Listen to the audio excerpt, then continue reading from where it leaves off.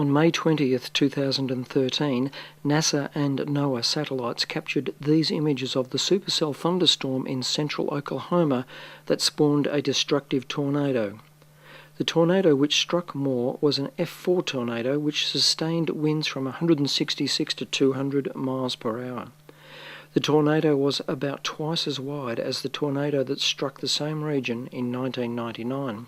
The twister touched down west of Newcastle at 2:56 p.m. and moved northeast toward Moore, where it caused many deaths and widespread destruction. The red line depicts the tornado's track,